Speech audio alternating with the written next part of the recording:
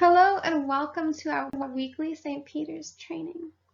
I'm Carla Stevenson, and we will be following on in our series King Jesus as we study the Gospel of Matthew.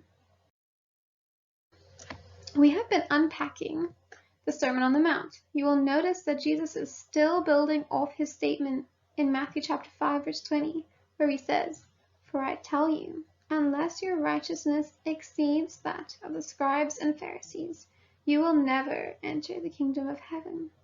As Jesus continues to teach from this point, he is explaining how this is to be.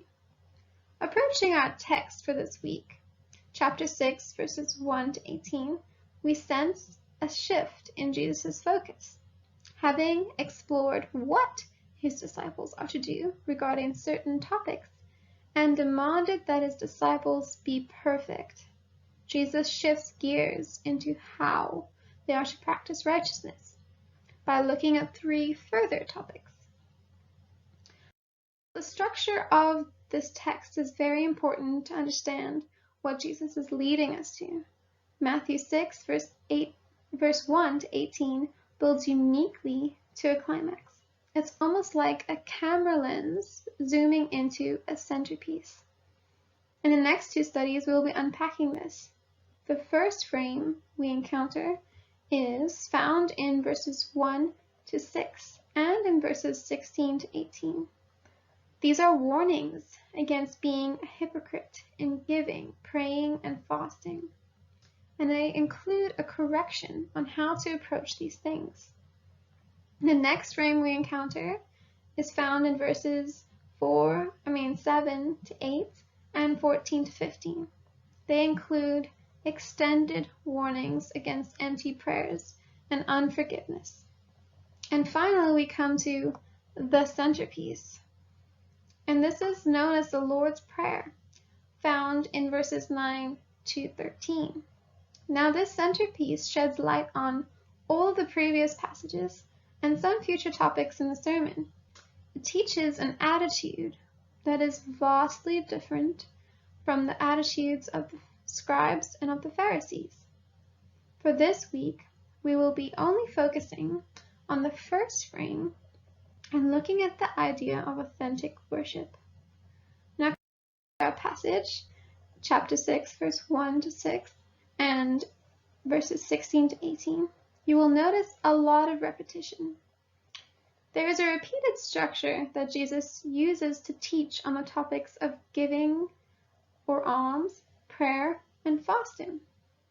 Looking at this pattern broadly, we see two halves, a negative example followed by a positive example. These two halves can be broken down even further, which we can see as we go through each of these topics in Jesus' teaching. Comparing these texts next to one another, we see an expectation that Jesus has for his disciples to give to the needy, to pray, and to fast. Then we see a bad example in practicing these things, where repeatedly they are done in public. This wrong action is driven by a motive which Jesus consistently draws attention to. It is to be seen, to be doing these things, and even to be honored by others, that people do these things in public. People who practice giving, praying, and fasting in this manner are labeled by Jesus as hypocrites. Now, directly after Jesus runs through a positive example. So he moves directly after the negative example into a positive example. Here, again, he opens with an expectation that his disciples would do these things. This is followed by a description of doing these things in a discreet manner. And you'll notice this is a complete contrast to the manner in which the hypocrites practice giving, prayer, and fasting. We find out after Jesus has outlined what a good way to practice these things, that the practice must be motivated by something entirely different from the hypocrite's motive, and that is our Father in heaven. He sees what is done in secret, and he will reward those who practice these things for him. Now, you may be asked a couple of questions regarding this text. For example, what does this reward refer to? We cannot say exactly what the reward looks like, but we do know that the reward is repeatedly connected with the Father and his heavenly kingdom. We know that this reward is not meaning material blessings, though those may be part of our lives and are indeed from the Lord. But material blessings are temporary, like the reward of the hypocrites received from men. That is temporary and only lasting in this life. They will only receive the praises of the people around them for a short while. Now, Revelation gives us a glimpse of what is to come under the realized reign of God in eternity.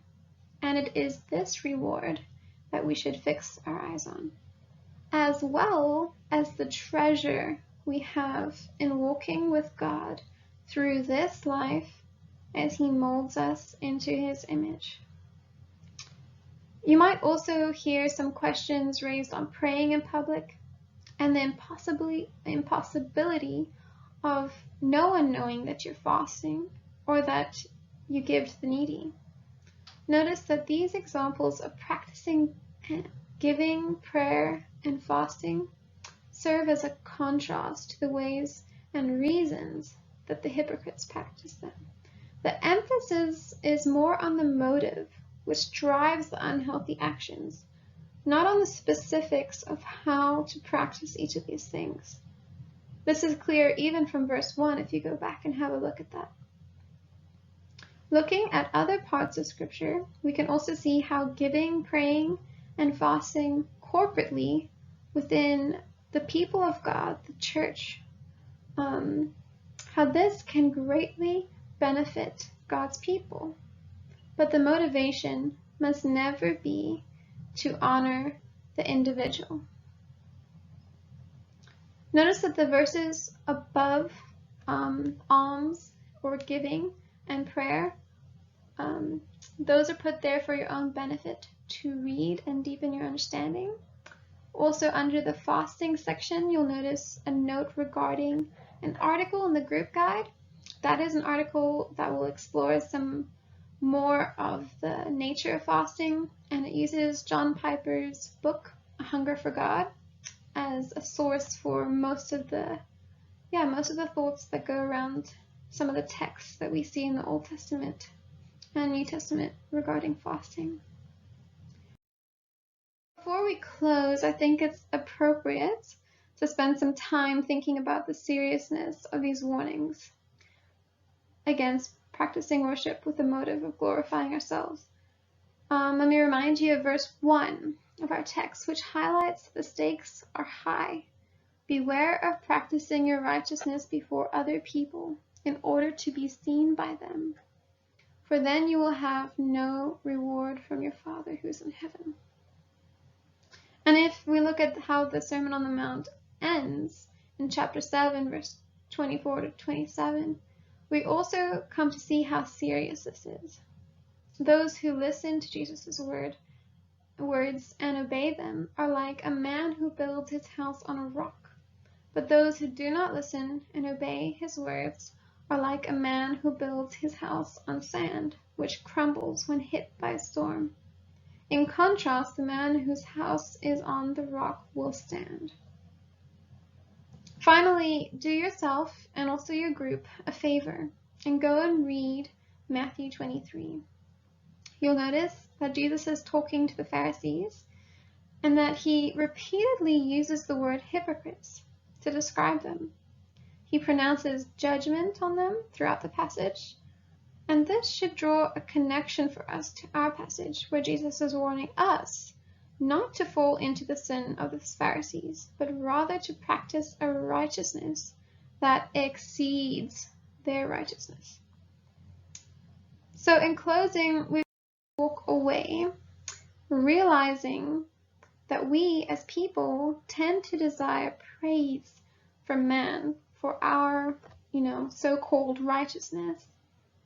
However, this desire is in fact unrighteous, and it is sinful, deserving of punishment.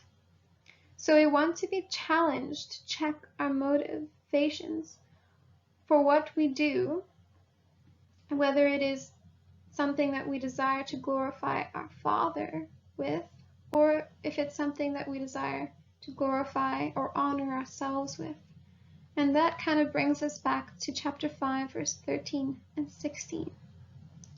So thank you for joining us in this training. May God guide you as you think through and pray through this passage for yourself first and for your fellowship group. You can find more notes in your leader's guide, and hopefully that will be a benefit to you too. Have a great week. Until next time.